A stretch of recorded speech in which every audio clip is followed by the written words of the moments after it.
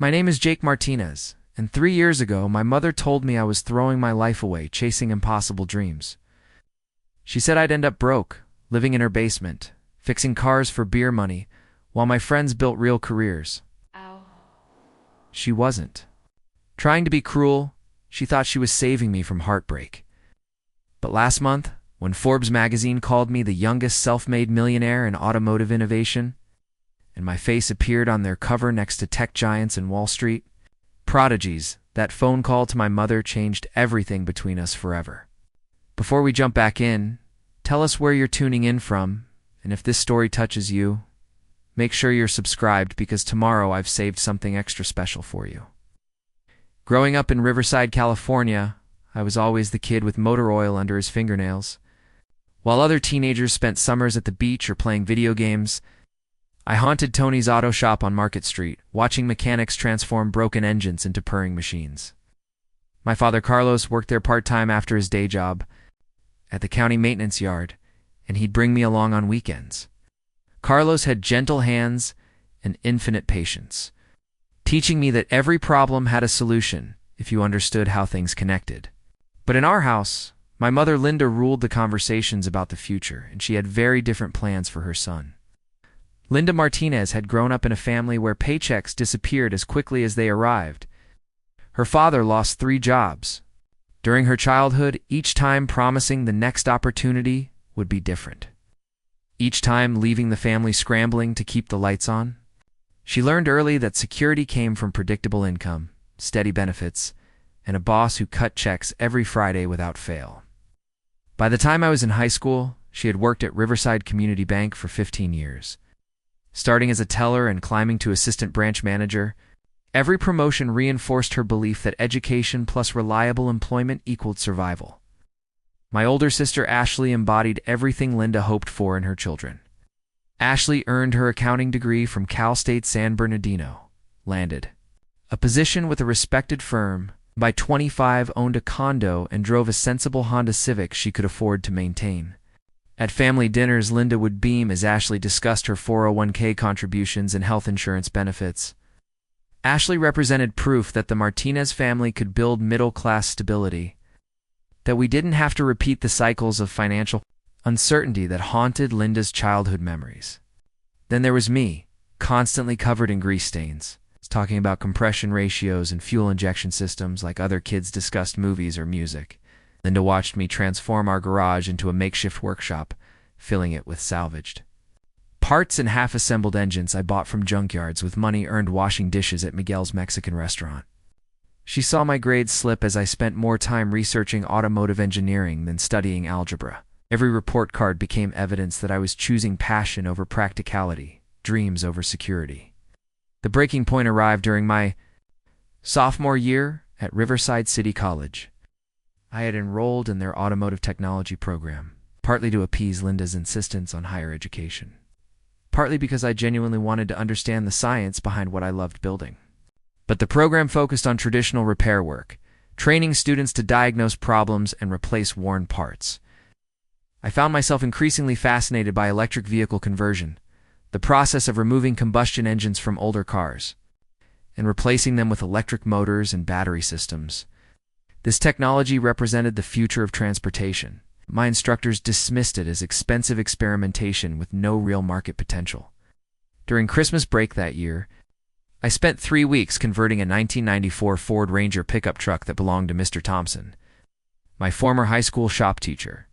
Thompson had always encouraged my curiosity, and when I proposed converting his old truck to electric power as a learning project, he agreed to provide the vehicle and split the parts costs.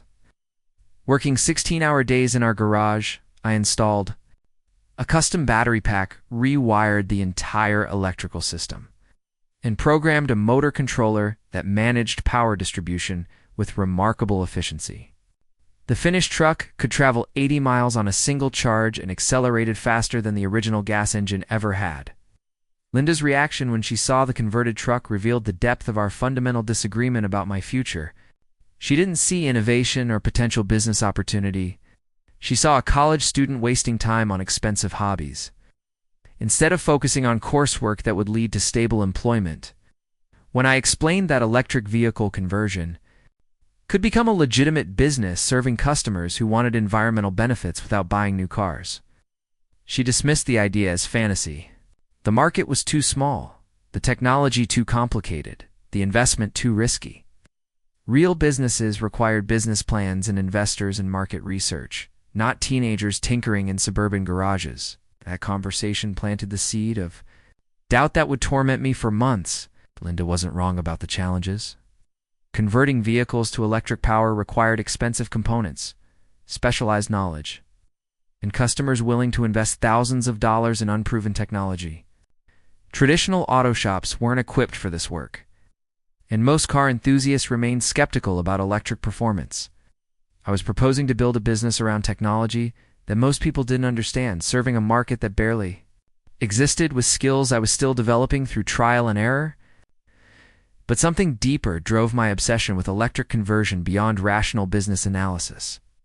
Every time I successfully transformed a gas-powered vehicle into a clean, quiet, powerful electric machine, I felt the same satisfaction my father experienced when he repaired broken equipment and restored it to perfect function. This wasn't just about making money or proving skeptics wrong. This was about participating in a technological revolution that would reshape how people moved through the world. And I believed I could help make that transformation accessible to ordinary car owners who couldn't afford brand new electric vehicles.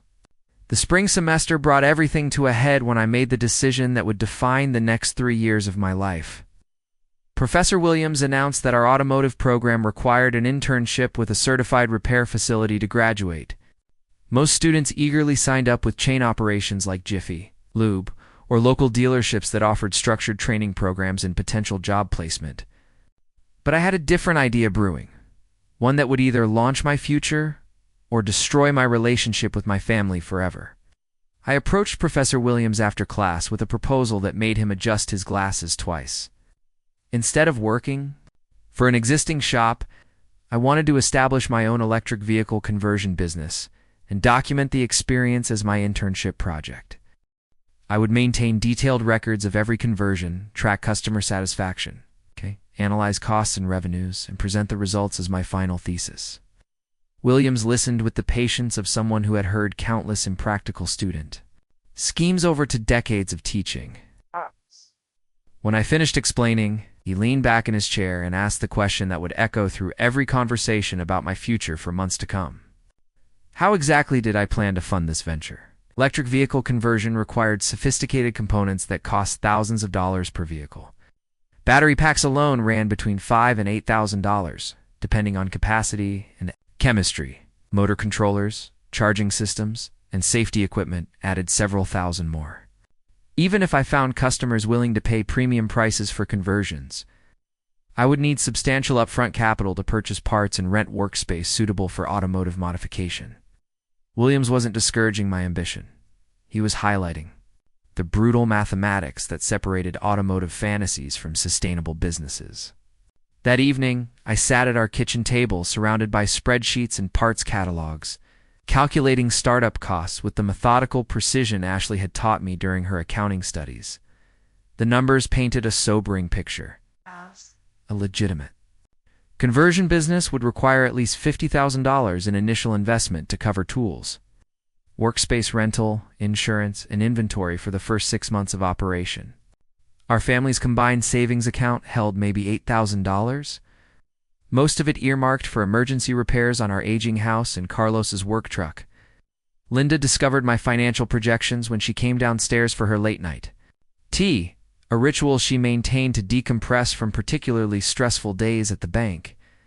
She studied my calculations with the sharp attention she brought to loan applications and mortgage reviews. Her silence stretched longer than usual, and I recognized the expression she wore when customers requested financing for purchases they couldn't afford. Finally, she set down her mug and delivered the verdict that would reshape our relationship permanently. She understood my passion for automotive work, Linda said, but passion didn't pay mortgages or provide health insurance. She had spent her entire career watching people destroy their financial futures, chasing dreams that sounded exciting but lacked solid foundations. Electric vehicle conversion might represent cutting-edge technology, but it remained a luxury service for wealthy environmentalists who could afford to experiment with their transportation. Regular working families bought reliable used cars that mechanics could service at neighborhood shops using standard parts and proven techniques. Moreover, Linda continued, I was proposing to abandon my education just as I approached the finish line. 2 more semesters would earn me an associate degree and certification that guaranteed employment anywhere in the country. Automotive technicians enjoyed job security because people would always need their cars repaired. But entrepreneurs faced constant uncertainty, especially in emerging markets where customer demand remained unproven. She had witnessed too many small businesses fail because their owners confused enthusiasm with expertise, investment with income. The conversation that followed became the defining moment in our family's history, though neither of us recognized its significance at the time. I tried explaining that electric vehicles represented the inevitable future of transportation, that government regulations would eventually phase out combustion engines, that early adopters in this market could establish themselves before major corporations dominated the industry. Linda countered that by the time electric vehicles became mainstream, large manufacturers would control conversion services, just as they controlled traditional automotive repair through dealership networks and proprietary parts systems. Carlos listened from the living room, occasionally nodding or shaking his head as our voices rose and fell, understood both perspectives intimately. His own mechanical talents had never translated into business ownership because he lacked the capital and confidence necessary to compete with established shops. Yet he also recognized genuine innovation when he saw it. My converted Ford Ranger demonstrated capabilities that impressed even skeptical customers at Tony's auto shop. Carlos faced an impossible choice between supporting his wife's practical concerns and encouraging his son's entrepreneurial ambitions. Ashley arrived during the most heated portion of our debate, fresh from her evening yoga class and unprepared for the family crisis brewing in our kitchen. She listened for several minutes before offering the perspective that crystallized everyone's positions. From an accounting standpoint, she explained, my business proposal lacked several critical elements that banks required for commercial loans. I had no established customer base, no proven revenue model, no partnerships with suppliers, and no contingency plans for market fluctuations. More importantly, I was asking the family to risk our financial stability on an industry that might not exist in its current form 5 years from now. But Ashley also acknowledged something that Linda hadn't fully grasped. My technical skills exceeded anything taught in community college programs. The conversion work I had completed demonstrated mastery of electrical systems, mechanical engineering, and project management that typically required years of professional experience to develop. If I could somehow address the financial and market challenges, my technical foundation was solid enough to support a legitimate business. That night, I lay awake calculating different scenarios and timelines. I could complete my degree and work for someone else while building conversion skills during evenings and weekends. This approach would satisfy Linda's security requirements, while allowing me to develop expertise and save money for eventual independence. Alternatively, I could abandon formal education entirely and focus on building a customer base through word-of-mouth marketing and gradually expanding operations as revenue permitted.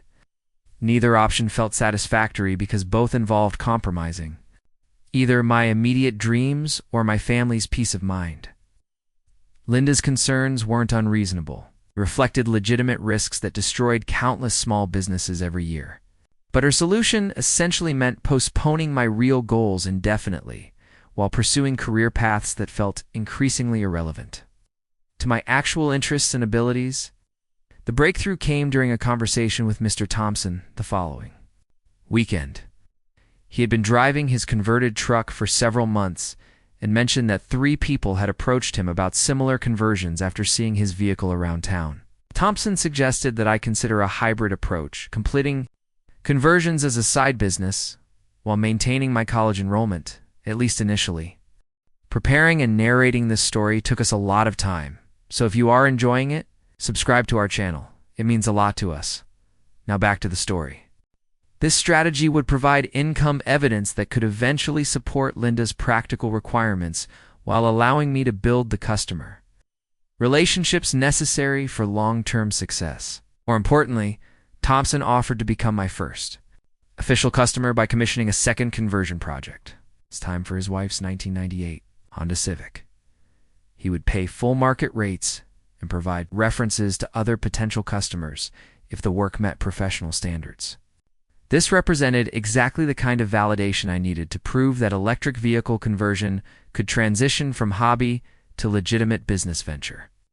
Thompson's offer should have felt like validation, but instead it triggered 3 weeks of sleepless nights and constant second-guessing. Every conversation with Linda had planted seeds of doubt that sprouted into overwhelming anxiety about the path I was choosing. During the day, I attended classes and went through the motions of completing assignments. But my mind kept circling back to the fundamental question that haunted every entrepreneurial decision. What if my mother was right? The weight of that possibility felt crushing because Linda's concerns weren't based on jealousy or ignorance. She had spent 15 years analyzing loan applications and watching businesses fail. She understood cash flow, market demand, and competitive pressures in ways that my enthusiasm couldn't match. When she pointed out that electric vehicle conversions served a tiny niche market, she wasn't trying to discourage me from pursuing mechanical work entirely. She was highlighting the mathematical reality that niche markets rarely generated enough revenue to support sustainable businesses. Even worse, I started noticing evidence that supported her skepticism everywhere I looked. The auto parts stores I frequented carried virtually no electric vehicle components, suggesting that demand remained minimal even in California's environmentally conscious markets. Online forums dedicated to electric vehicle conversion attracted passionate hobbyists but revealed very few successful commercial operations. Most conversion shops operated as side businesses run by enthusiasts who maintained day jobs to cover their living expenses. The Honda Civic project that Thompson commissioned became a test case for every doubt swirling through my head. I spent the first week researching battery options and calculating power requirements, but every decision felt weighted with implications for my entire future. If I chose expensive components that delivered exceptional performance, the total cost would price my services beyond what most customers could afford. If I selected budget options that kept costs reasonable, the finished vehicle might not meet the quality standards necessary to build a professional reputation. Carlos noticed my paralysis during one of our weekend garage sessions. We were supposedly organizing tools and planning workspace improvements, but I kept starting projects and abandoning them after a few minutes. Finally, he set down the wrench he was cleaning and asked the direct question I had been avoiding. Did I actually want to build this business, or was I just trying to prove something to Linda and myself? The question hit harder than any criticism because it forced me to examine motivations I hadn't fully acknowledged. Part of my drive definitely came from wanting to demonstrate that Linda's practical worldview wasn't the only path to financial security. I wanted to prove that calculated risks could generate better outcomes than safe choices. That innovation could create opportunities that didn't exist in traditional career planning. But underneath that competitive impulse lay genuine excitement about electric vehicle technology and its potential to transform how people thought about transportation. Carlos listened as I explained the difference between being right and being successful. I could be completely correct about electric vehicles, representing the future of automotive technology, while still failing to build a profitable business around that insight. Timing mattered enormously in emerging markets. Companies that entered too early often exhausted their resources, educating customers who weren't ready to buy. Companies that waited too long faced established competitors with superior resources. In market position, that conversation helped clarify the real challenge I faced. The question wasn't whether electric vehicle conversion would eventually become a major industry, but whether I could survive long enough to benefit from that growth. This meant developing a business model that generated sufficient revenue from early adopters while building capabilities that would scale when mainstream demand materialized. The breakthrough insight came during a completely unrelated conversation with Ashley about her accounting firm's approach to client development. Ashley explained that successful professional services businesses typically started by serving clients who had specific immediate needs that existing providers couldn't address effectively. Her firm focused on small businesses that were too complex for basic tax preparation services, but too small for major accounting firms to handle efficiently. This positioning allowed them to charge premium rates while avoiding direct competition with larger, more established companies. I realized that electric vehicle conversion might follow a similar pattern. Instead of trying to compete with traditional auto repair shops on their terms, I could focus on customers who had specific requirements that conventional mechanics couldn't meet. Environmental enthusiasts represented one obvious market segment, but fleet operators might offer better business potential. Delivery companies, taxi services, and municipal agencies all faced increasing pressure to reduce emissions while controlling operating costs.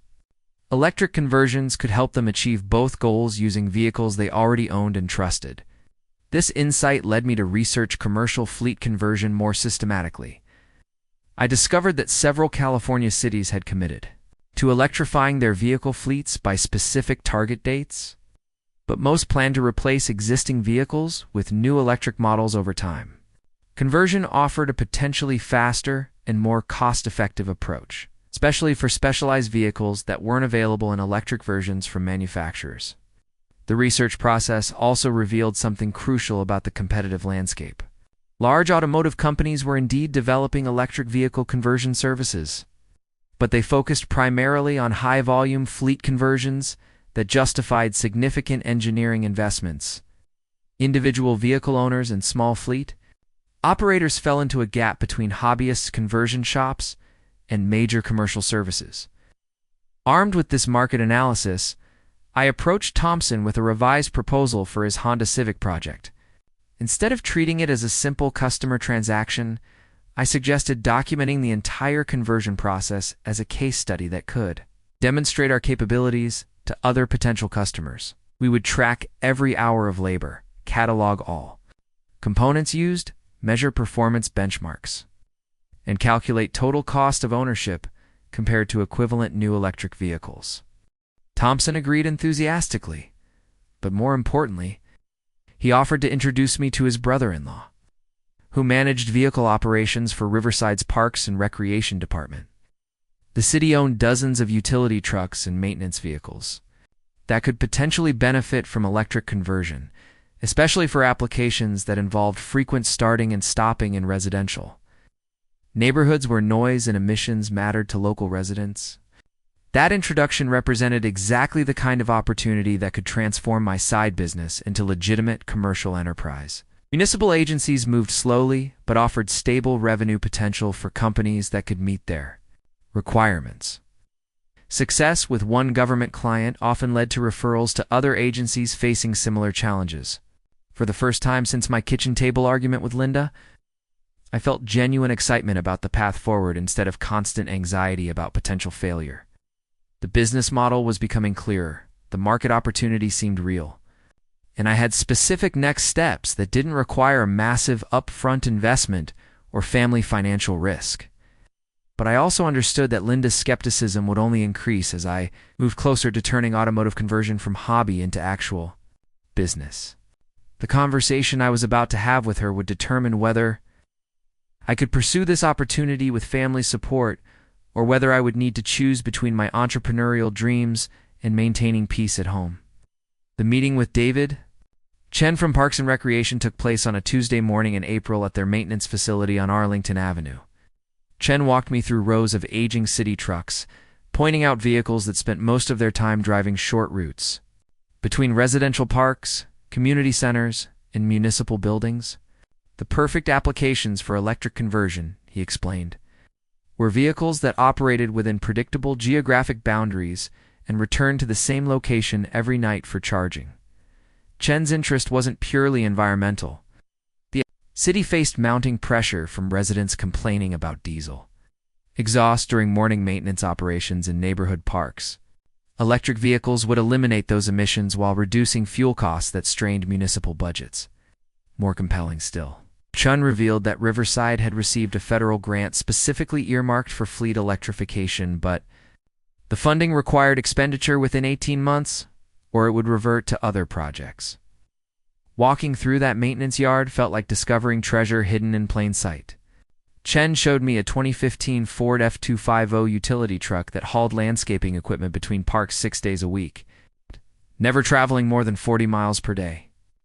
The vehicle was mechanically sound, but approaching the age where major repairs would exceed its residual value. Converting it to electric power could extend its useful life by years. While meeting the city's emissions goals and utilizing available grant funding, the technical challenge excited me more than intimidated me. Commercial fleet conversion required different considerations than passenger vehicle projects. The truck needed sufficient payload capacity for equipment and materials, adequate range for daily operations, and charging systems compatible with municipal electrical infrastructure. Unlike hobby conversions where owners accepted compromises for environmental benefits, commercial clients demanded performance that matched or exceeded original specifications. Chen proposed a pilot program that could change everything. Could successfully convert the F250 within budget and timeline requirements, the city would consider additional vehicles for the program.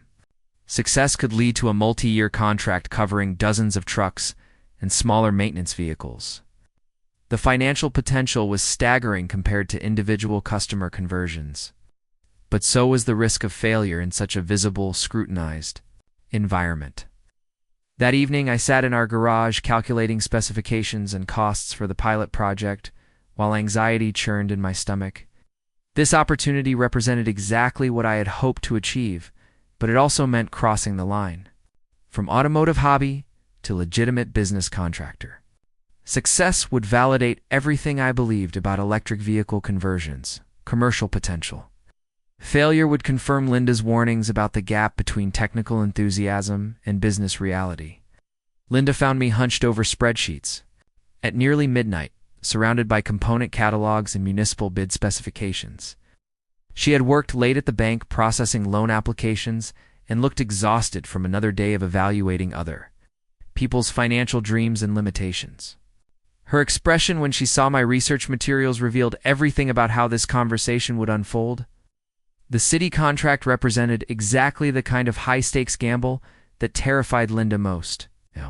Government projects involve complex regulations, strict deadlines, and public accountability that could destroy reputations along with bank accounts.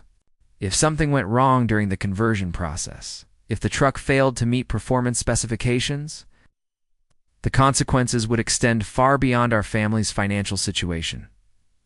But Linda's objections ran deeper than practical concerns about contract risk. She worried that success with the city project would encourage me to abandon college entirely and commit fully to a business model that remained fundamentally unproven. One successful conversion, even for a municipal client, didn't constitute evidence of sustainable market demand. An electric vehicle conversion might remain a niche service forever, leaving me trapped in a specialty field with limited growth potential. Her questions cut to the heart of every entrepreneurial decision. How many similar projects would I need to replace a traditional automotive technician's salary? What happened when larger companies developed competing services with better resources and established reputations? How would I handle liability issues if converted vehicles experienced technical problems that caused accidents or property damage? I couldn't answer most of Linda's questions because the electric vehicle conversion industry was too new to provide reliable data about long-term business sustainability. That uncertainty was simultaneously the greatest opportunity and the most significant risk. Early entrants to emerging markets could establish dominant positions, but they also bore the costs of educating customers and developing infrastructure that later competitors could utilize without similar investments. Carlos joined our kitchen table discussion, carrying coffee and the practical perspective that often bridged our family's philosophical differences. He had spent decades working for other people's automotive businesses and understood both the security of steady employment and the limitations of working for wages instead of building equity. Carlos didn't pretend to understand electric vehicle technology, but he recognized the quality of work I had demonstrated on conversion projects. More importantly, Carlos offered a compromise solution that addressed Linda's security concerns, while allowing me to pursue the city contract. He suggested that I complete the pilot project while maintaining my college enrollment. and continuing to work part-time at Miguel's restaurant. This approach would provide multiple income sources and fallback options if the conversion business didn't develop as expected. The financial analysis Carlos proposed made sense from a risk management standpoint. City contract would generate enough revenue to cover conversion costs and provide modest profit, but not enough to support independent living. Combined with restaurant wages and potential student financial aid, I could maintain current expenses while building conversion experience and customer references. Success with additional city vehicles could eventually justify transitioning to full-time entrepreneurship. Linda remained skeptical, but Carlos's incremental approach addressed her most serious concerns about abandoning stable career paths for unproven opportunities. She couldn't argue against accepting paid work that utilized my technical skills while maintaining educational progress. If the electric vehicle conversion market failed to develop, I would still graduate with recognized credentials and work experience that qualified me for traditional automotive employment. The conversation stretched past 2 a.m, covering details about insurance requirements, business licensing, tax implications, and quality control standards. By the end, we had reached an agreement that felt more like a negotiated treaty than family consensus. I could pursue the city contract under specific conditions that preserved options for more conventional career paths. 3 days later, I submitted a detailed proposal to David Chen covering technical specifications, project timeline, cost breakdown, and performance guarantees for the F250 conversion. The document represented hundreds of hours of research and calculation, but also the cumulative knowledge gained from every conversion project I had completed since high school. Chen promised a decision within 2 weeks, pending review by city, legal, and engineering departments. Those 2 weeks felt longer than the previous 2 years combined. Every phone call could bring approval or rejection that would determine whether my automotive conversion dreams remained garage-based hobby or evolved into legitimate business venture. Linda watched me check email obsessively while maintaining the careful neutrality she had perfected during our negotiated agreement. The call came on a Wednesday afternoon while I was replacing brake pads on a customer's Honda at Tony's auto shop. Chen's voice carried the measured professionalism of someone delivering official news. The city had approved my proposal with minor modifications to the charging system specifications. Work could begin immediately upon execution of the contract and insurance verification. I finished that brake job with hands that trembled slightly from adrenaline and disbelief. After years of dreaming about commercial electric vehicle conversion, I was about to become an official contractor for municipal fleet electrification. The technical challenges ahead would test everything I had learned about automotive systems and project management. But for the first time, failure and success carried equal weight in determining my future direction. 18 months later, everything changed on a Thursday morning when my phone rang at 6:30. The voice belonged to Jessica Park, a Forbes contributor who had been tracking emerging automotive entrepreneurs for their annual 30 Under 30 list. VoltShift Automotive had converted 47 vehicles, including 12 city trucks that were saving Riverside thousands in fuel costs monthly. Our small team of 6 employees operated from a proper facility in San Bernardino, and we had expansion contracts pending in 3 neighboring counties. Jessica explained that my company's growth trajectory and innovative fleet conversion model had caught their attention.